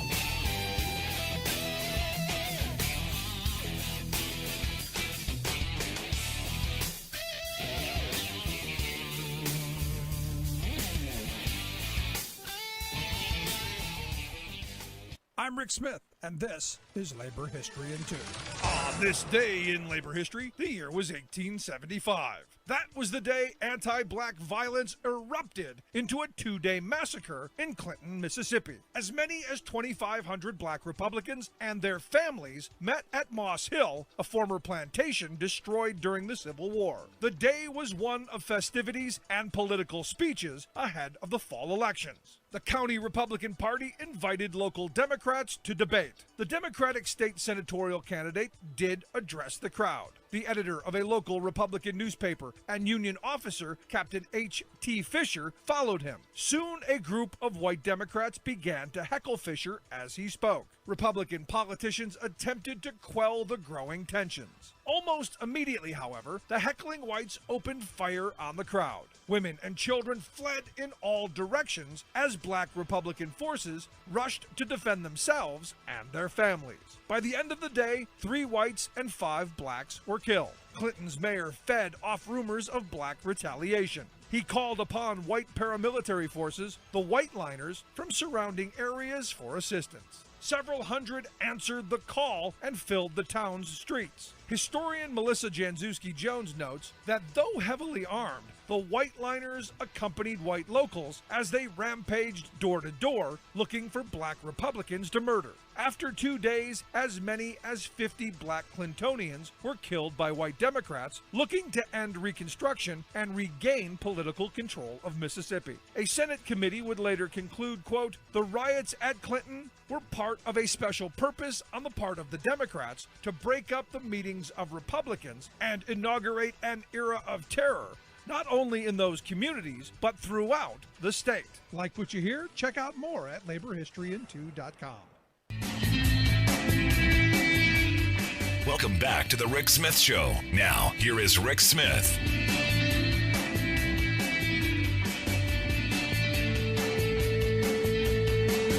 So tomorrow is going to be a clean job summit and a climate job summit that I think is important. It's put on by the folks in organized labor. Labor Secretary Marty Walsh is going to be there. The new AFL-CIO president Liz Shuler, a number of climate activists, and a number of folks there. A lot of labor folks who are going to come and talk about, hey, how do we transition to a clean economy, a one that addresses our climate issues, but still doesn't leave people, especially working people, left way behind. And as I said, when Jay Inslee was running for president, I liked his climate plan because one of the first things in the plan was we've got to make labor the center of it. There have got to be jobs, and those jobs have got to be good paying jobs. We can't have a transition on poverty wages. We can't have a transition on exploitation. Can't do it again. And for me, it's the way you sell it. The way you sell it is that there are lots of jobs. In fact, there was a report done that the Build Back Better plan would create 4 million new jobs. And look, you start talking about the wages that come with those and the benefits. These are union jobs, most of them. And, as I was talking to a guy today, I go, most union jobs that I know have health security to die for, have retirement security that's actually going to be there down the road, and going to give you the opportunities that my grandparents had. So this climate summit is something I think is important. It's important that we talk about these issues, how we scale back some of the dirty stuff that we're doing, how we transition, and how we do that in a way that is not going to be horribly disruptive for people and workers. And I've said for a while, in these transitions, there has got to be something of a transition tax, some kind of a technology tax, whatever, that the people who are going to be left behind, and there will be some, unfortunately, but that they're made whole, that their lives don't go completely in the tank. And you think about all of the transitions we've had over the years. When we stopped making steel in this country and steel mill workers lost their jobs, we decided to make them textile workers, and we were shipping those jobs overseas. For me, it's about making sure that families don't fall through the cracks. And this is where government can play into this. And this is where I'm hoping through these kind of summits, we get to some of that. I think it's really important. So I'm looking forward to seeing what comes out of this climate summit. If you want to take a look at it, there is a way to go over to mediaoutreach.com, and there's a way to get to find out how to participate in the big climate summit. There's also a website. We'll get links out here in a bit to the climate, to how you can take a look at that. Horrible story today out of China. Grabbed my attention. One of these things you don't often hear of in China, because not a lot comes out about the exploitation of workers. But evidently they've got this big giant company that builds properties. It's called Evergrande. They build massive complexes. And it turns out the number, I think that they were like 80,000 apartment units behind or something, that they were just completely unfinished, basically screwed. They'd run up massive debt. There's just all kinds of horrible happening here. And what this company did is they went and they strong-armed all of their employees and said, hey, if you want to keep your bonuses that you get, you want to keep your jobs, you got to give us a short-term loan. And they sold them on the idea that they'd get their money back once they were able to complete all these apartments and they were able to complete their obligations, because evidently they were something like $300 billion in debt. So they went and they set up what the employees thought was a good deal. They're going to get their money back with a good bit of interest because they were high yield interest loans that they gave. So they went and they scraped their savings. They went and they borrowed from everybody they knew. They tapped friends, relatives. They stole the piggy bank money from the kids, everything, and they threw it back into the company. Well, evidently this Evergrande company decided, well, you know what? Not going to pay it back. And evidently they now face lawsuits and all kind of things from creditors. They've seen their shares lose 80% of their value this year. They are really swirling down the drain. And the reason I thought this was important is I think China is starting to look into the workers are being fleeced in ways that they haven't before. And there's going to be some kind of upheaval. And for me, there's an opportunity to reach workers across this country, because look, we've been getting the shaft too. Not like this, but in other ways. I mean, I know people who have taken massive pay cuts when companies get themselves into trouble. They've taken massive benefit cuts. They've worked longer hours, you name it, and they end up getting stiffed. So when I look at this, I go, this is an important story in my view, and something we're going to keep an eye on. But they're saying around almost 80% of these employees through this company put money into helping this Evergreen company stay afloat. I'm even more interested to see how the Chinese government will react, because while $300 billion is a lot of money, it's not so much that they wouldn't just write it off and make people whole. So how they're going to react to this, I don't quite know. But something I think well worth looking into. And finally, this moment, I can't believe we're in this place, but Kristen Simina has again come and staked her ground. She says now that she is firmly opposed to the current prescription drug plan, which would give us the ability to negotiate Medicare prices. You can only go, well, maybe it's simply because she's in the pocket. I don't know. I don't know what's going through her head. You remember Senator Dipsy Doo was the one who did the little dance and the thumbs down over the minimum wage. It seems weird to me. But she met with the president recently. They discussed the spending package. And they had hoped to talk about, reducing the price of prescription drugs. Sinema made it clear that she's against the House plan.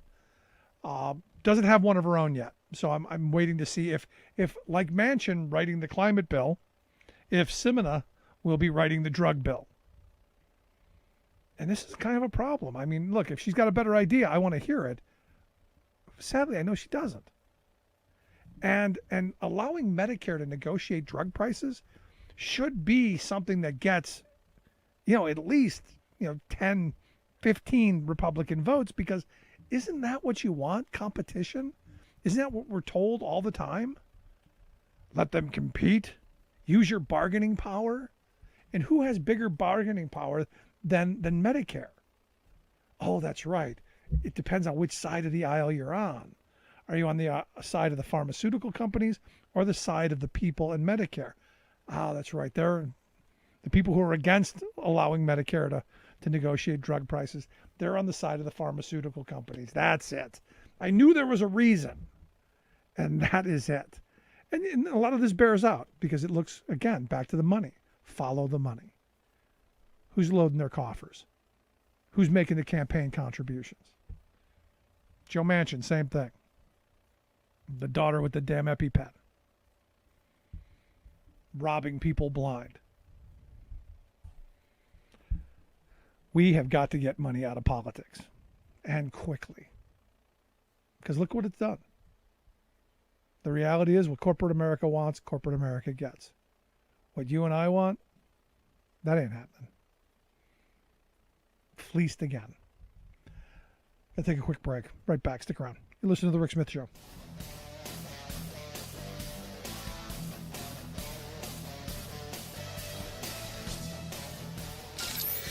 waving the flag of freedom for people, not corporations. Rick Smith.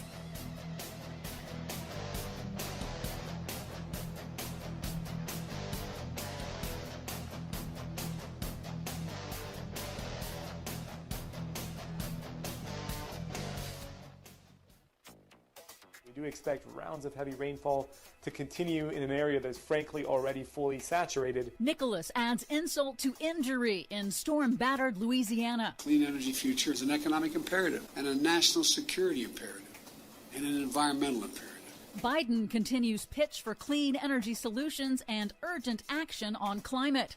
States move to hold producers responsible for plastic pollution, plus those companies include Exxon, Shell, Sunoco, and Citgo. Vermont is the latest state to sue the fossil fuel industry for lying about global warming. All the truth behind those lies and more straight ahead. From BradBlog.com, I'm Brad Friedman. And I'm Desi Doyen. Stand by for 6 minutes of independent green news, politics, analysis, and snarky comment. We know what's causing climate change, human activity. This is no longer subject to debate.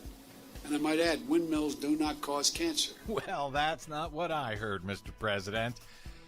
This is your Green News Report. Okay, Desi Doyen, I'm afraid we're not anywhere near the end of storm season this year, and yet the storms continue to continue. Yes, they do. In Louisiana, Tropical Depression Nicholas is tossing a wrench into the recovery from Hurricane Ida, dumping relentless rain and spawning tornadoes in areas that suffered flooding and extreme damage from Ida just 2 weeks ago.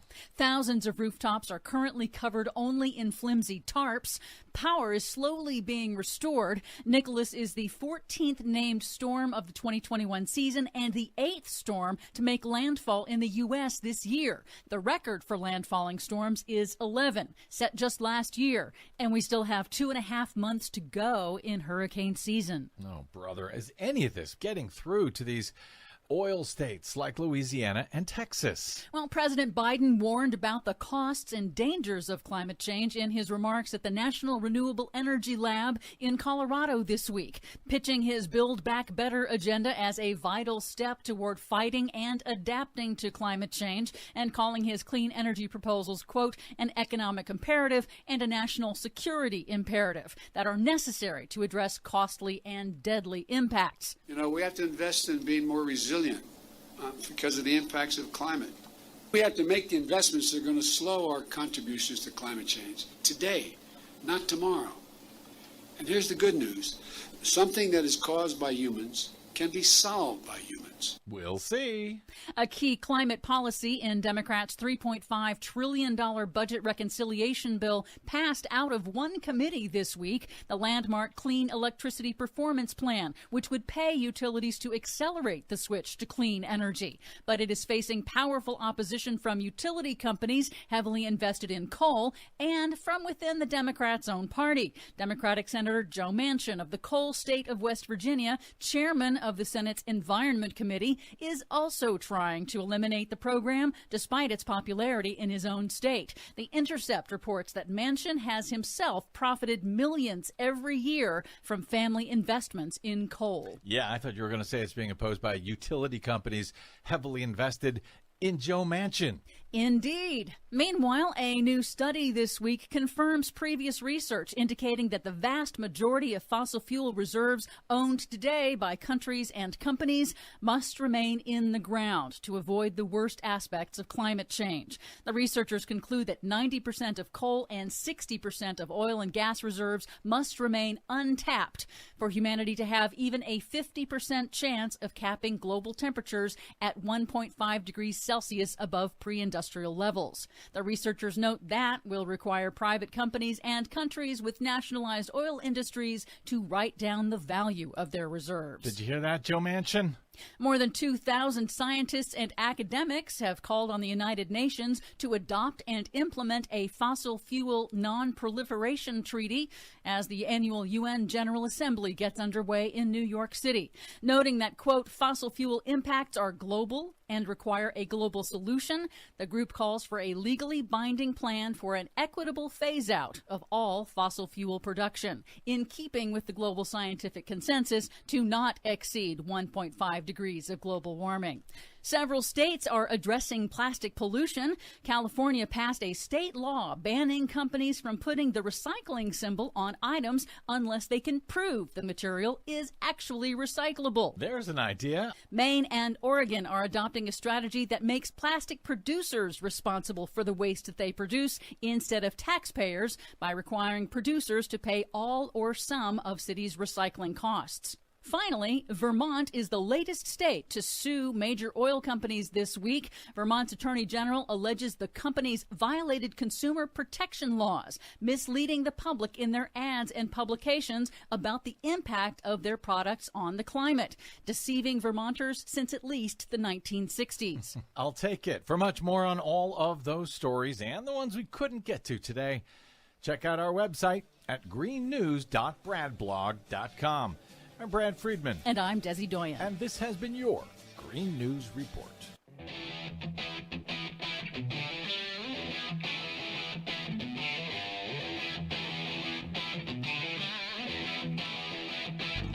Welcome back to the Rick Smith Show. Now, here is Rick Smith.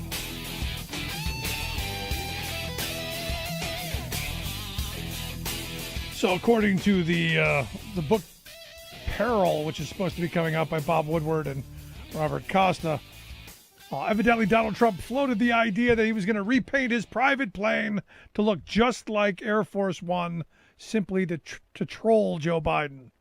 And I'm like, yeah, that sounds childish. That sounds like something that. Now the problem is, I don't think he'd pay for it. So maybe if Mexico would pay for it, maybe that would happen. But Mexico's not going to pay for it. It's never going to happen. But again, I got more little childishness that comes out of the former administration. Anyway, here to share some thoughts on the top stories of the day, our good friend Bob Ney. Bob, thanks for taking time for us.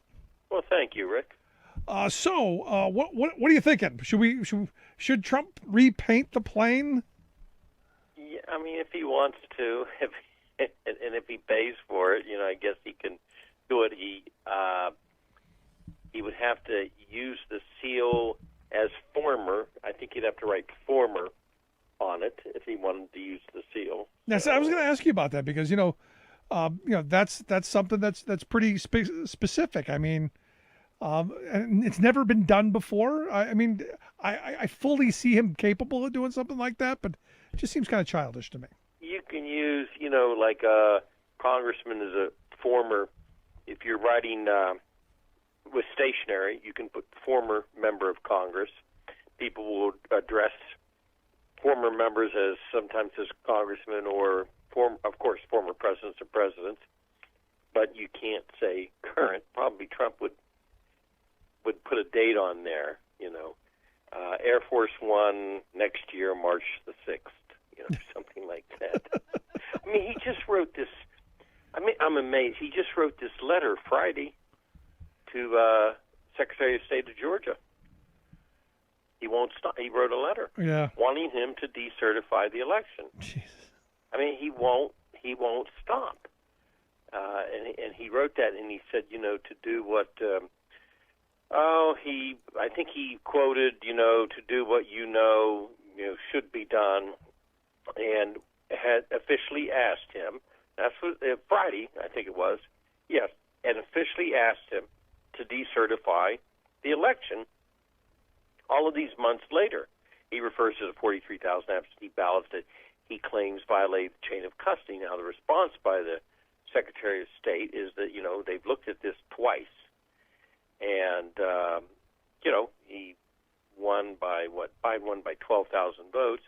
Well, people have won, by less than that within states, and they're, still certified. Jim Rhodes, when he ran against Governor Gilligan years ago, won by, I think, 9 or 10,000 votes, and, he was the governor. And so Biden been certified twice. Right. The story in Florida goes Al Gore won by what? Or lost by what? Like 460 something? 500? Right. Well, yeah, just around 500. It was one county, and then Catherine Harris certified that, and then went to Supreme Court. Yes, that's true. It was 400 and some votes. So you don't see Al Gore still writing letters going, "Hey, decertify that." Right. And in the letter to Raffensperger, Trump said that people do not understand why you and Governor Brian Kemp adamantly refuse to acknowledge the now proven facts. Now, remember, he starts the letter off by saying, take a look at this, and, if it comes to basically to light, then you would decertify. And now, in the same letter, he says, but we don't know why, it's proven, because Rudy Giuliani says, it's proven. Yeah, and the MyPillow guy says, yeah. Just do it. Yeah. It's seriously, I know a lot of things he's capable of. It seriously caught me off guard, though, that this was still asked on Friday. No. It coincided, of course, with the 400 and some people that attended the, defend the rioters rally in D.C. Yeah, which is crazy. But here's the thing. I give Raffensperger, I give him a little bit of credit for not going along with this, but he did try and purge enough. He did purge enough votes in Georgia that Trump should have won. Almost 200,000 people they threw off the voting rolls. Right. So there's enough. I think Raffensperger did enough to help him win. I just think it didn't happen. But let's move along. Debt ceiling back again. Right. Evidently, the White House says no, they're not going to mint $1 trillion coin. I like that. What did you think about that? Look, at the end of the day, we literally can print money. It's what we do. We can print money. So it would be easier. We'd save trees. One coin, $1 trillion. I can see that.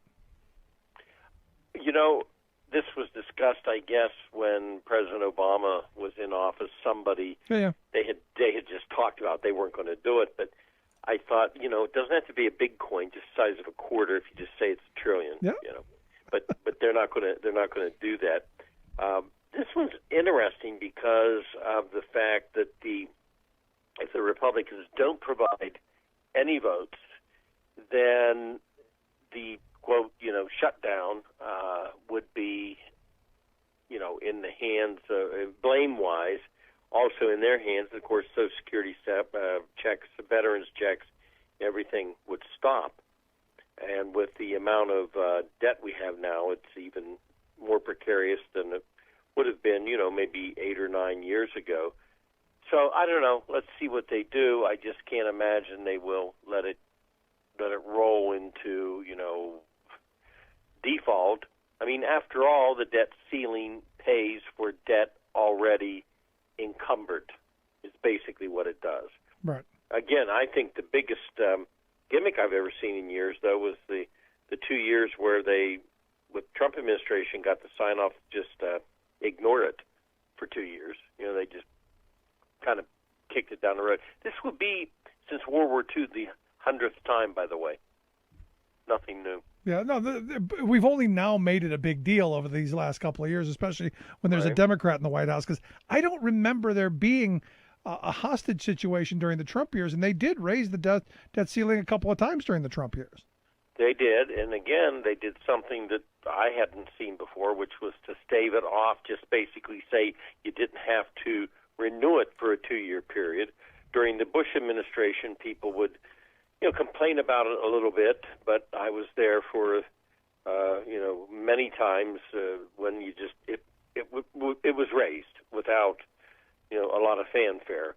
With Obama, it became do or die, whether they were going to raise it or not, but they would raise it. Now they're bluffing, the Republican side, I think.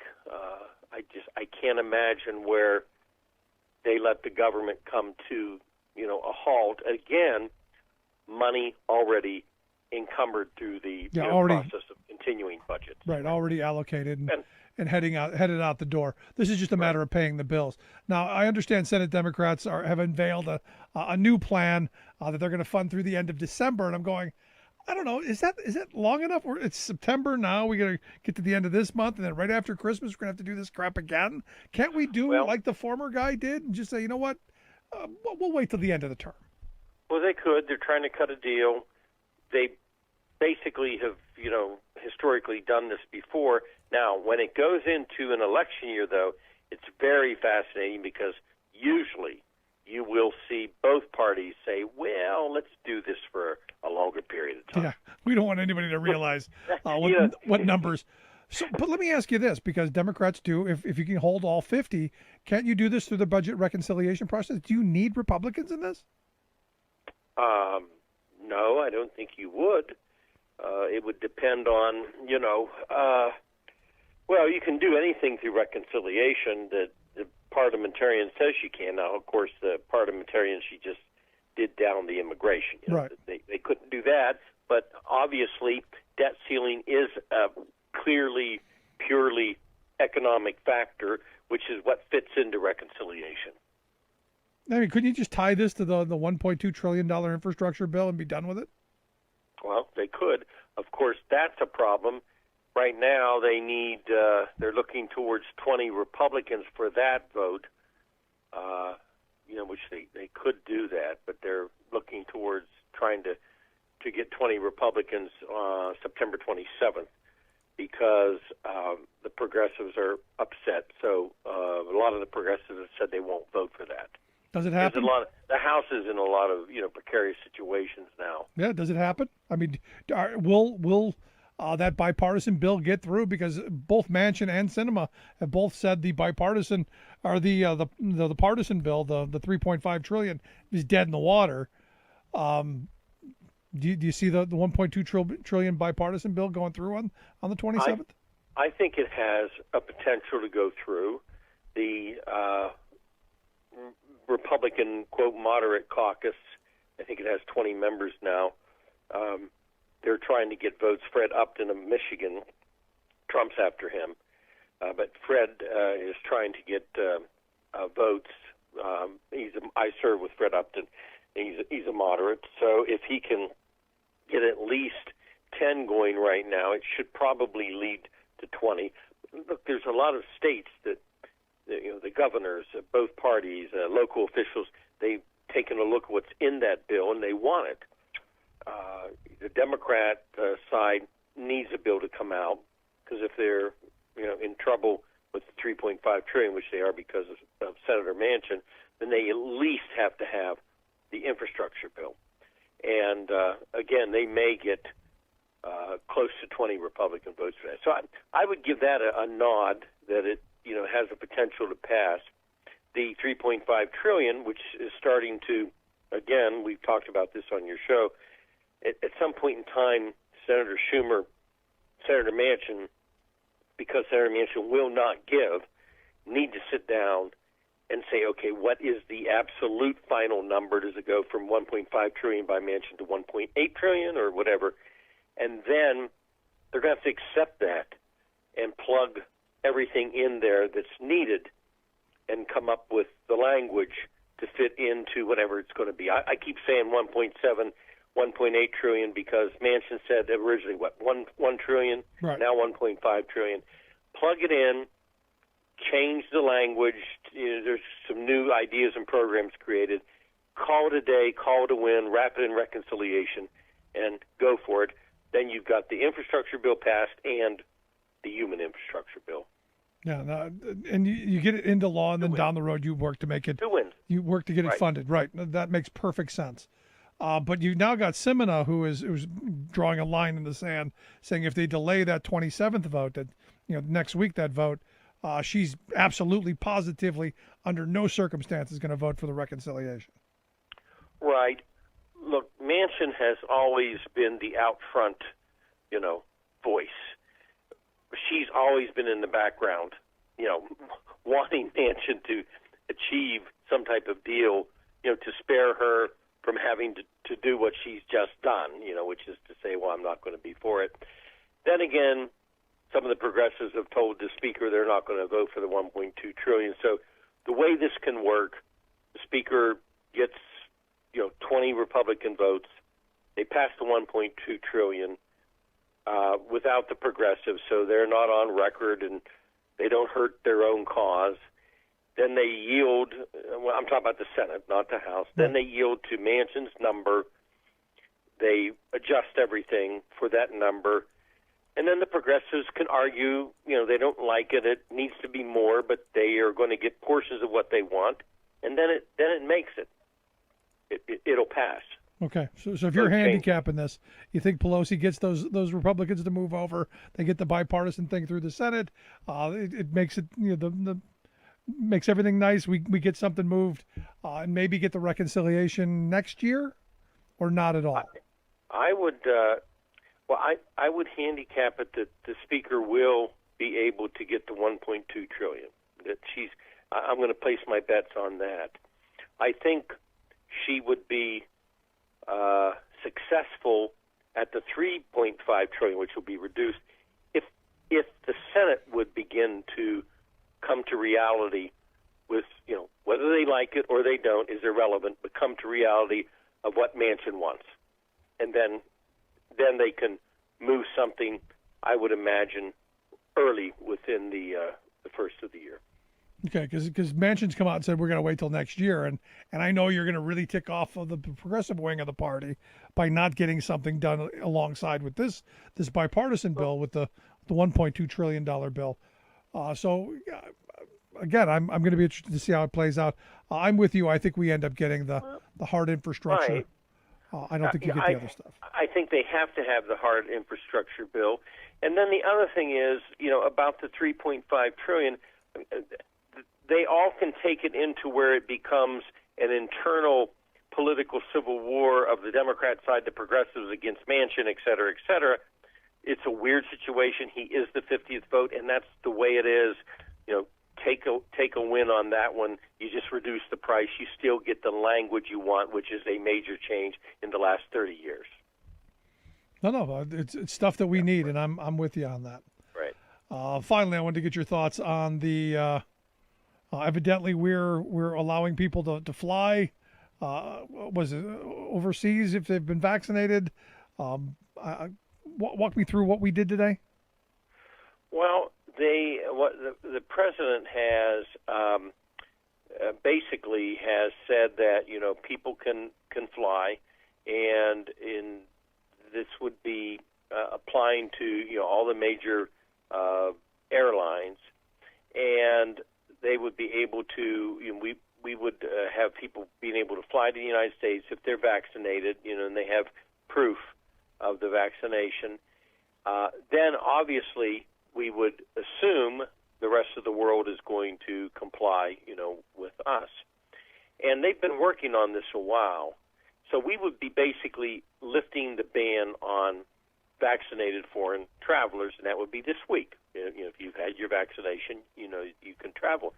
And what kind of gets me about this is that the United Kingdom, the Prime Minister Boris is making a deal about this. That they didn't know. They didn't know that this had been going on. There's an official appointed U.S. United Kingdom Joint Task Force. It's been working on restarting travel between the countries, since they had the G7 summit. This isn't a real shocker.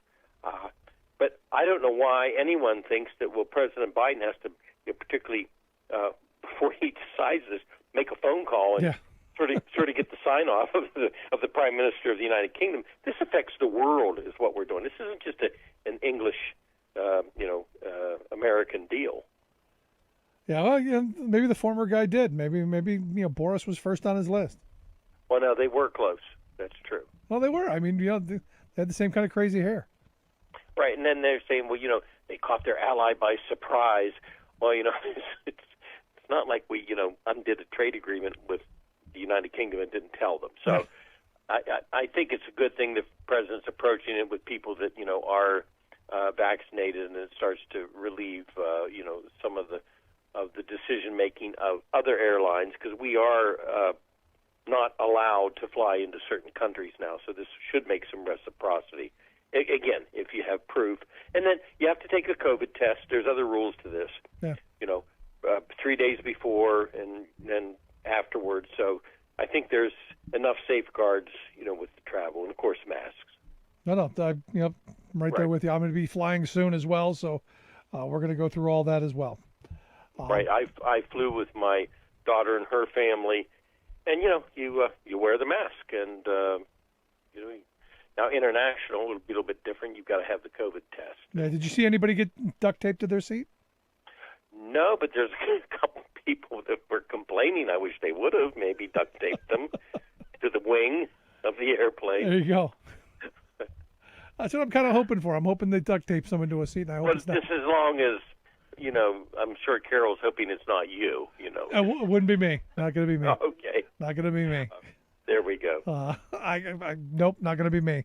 Whatever you need. But Bob, I appreciate the time. Always great to talk with you. You too. Thank you. Our good friend Bob Ney. Seriously, we're going to Alaska in a couple of weeks. I've got an engagement out that way.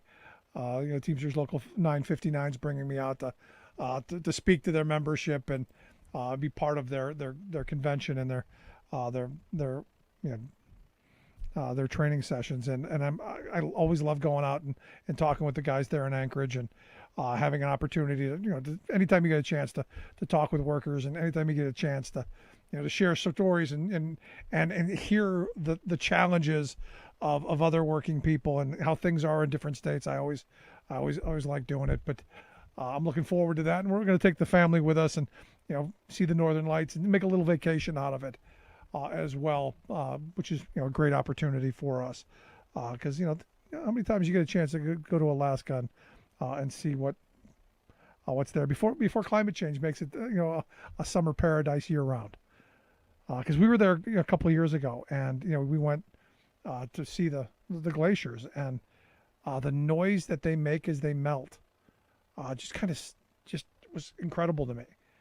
And we sat on this boat, basically floating in what was a giant, ice cube bowl, as these glaciers were basically melting off into the water. And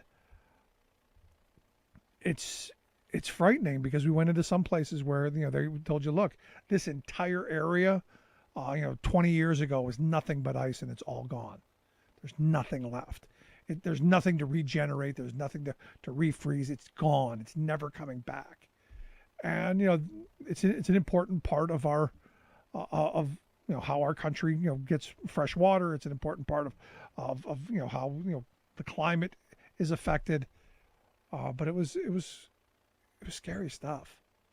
But I loved Alaska. The weirdest thing to me was, the sun came. We were there in I think June or July. It was July, and the sun came up at like 5:30 in the morning and didn't set till almost midnight, which is one of the weirdest things I've ever encountered. I guess now we're gonna go and it'll, maybe the sun will come up at noon and set at 3 o'clock. I guess that's winter time though. But I'm looking forward to it anyway. Good opportunities there. But again, I appreciate Bob coming on and sharing some thoughts. Now, look, I'm looking at this infrastructure bill. I'm looking at, the hope that we get something. I think we're going to get the hard infrastructure bill because you're going to get Republicans to come along. I think that's going to happen. Not so sure about the other one, but I like what Bob said. Look, take what you can get. If you can get it, you can get $1 trillion through reconciliation. It's a massive win. You've now put programs into place, and now we fight to fund them fully. That to me is the way forward. That's the way that. And I get pitching and screaming that it's not enough. It's not big enough. I get that. I get the fact that we want things fully funded. I get that. But to me, politics has always been the art of the possible. And you don't give up something because you think you can get something perfect down the road. You get what you get, and you make it better going forward. You get those programs into place, and you move forward doing it. Just seems like the right thing. And look, as much as Simona and Manchin are driving me crazy, because this should have been done already. We should have this money going out the door, helping rebuild our economy, getting people the job training that we need to get them in. And look, I know it's a tough time, but we could be creating really good jobs for people and rebuilding our economy and helping families. We could be doing the things that we want to do. And I think that's exciting. I think we're in an exciting moment to where now finally the needs of we the people are being, somewhat looked at. They're not being addressed yet, but somewhat looked at. That there's someone who seems to care a little bit. And it certainly wasn't the former guy in the last administration. Because they did nothing on health care. They did nothing on retirement. They did nothing on job creation. Except, during the pandemic, we saw the whole thing collapse under them. They inherited a heated economy and, through a massive debt-laden tax bill, didn't get the kind of growth that we should have gotten for that kind of spending. Anyway, if you missed any of today's program, thericksmithshow.com, that's where you go to get the podcast. The Rick Smith Show app on the smartphone. Take the program on the go wherever you go. And as always, you can email me, Rick at thericksmithshow.com. Follow us on social media at Rick Smith Show. Facebook, throw us a like. YouTube, subscribe, maybe share. Grab the notifications. Thanks so much for being here. We'll see you back here next time. You've been listening to The Rick Smith Show. Email Rick at rick@thericksmithshow.com. Until next time, this has been The Rick Smith Show, where working people come to talk. Now, here is the voice of the working class, Rick Smith.